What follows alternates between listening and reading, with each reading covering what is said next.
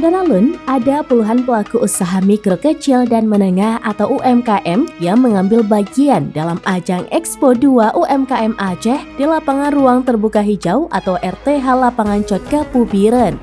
Para pelaku UMKM mulai dari hasil kerajinan tangan, produksi berbagai jenis kue, dan beragam usaha lainnya. Selain itu, hadir juga stand dari berbagai lembaga, seperti perbankan yang memamerkan berbagai produk dan jasa.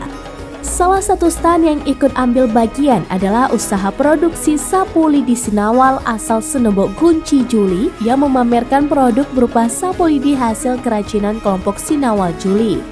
Rizka Zahara berusia 19 tahun selaku ketua kelompok mengatakan usaha sapu lidi berlabel Sinawal salah satu kerajinan kaum ibu di desa Senebok Gunci Juli Biren. Usaha ini telah dirintis sejak tahun 2020 lalu dengan melibatkan umumnya kaum ibu dan remaja putri.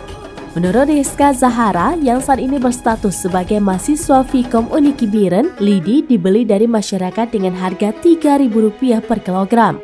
Kemudian dibersihkan dan direndam air, lalu ditambah bahan pengawet sehingga tahan lama. Pemasaran sapu lidi sudah menjangkau berbagai kabupaten kota di Aceh. Harga satu sapu lidi yang sudah dikemas mulai dari Rp12.000 hingga Rp15.000 per unit. Dari Biren, Ismandit Idris, Sraminews.com.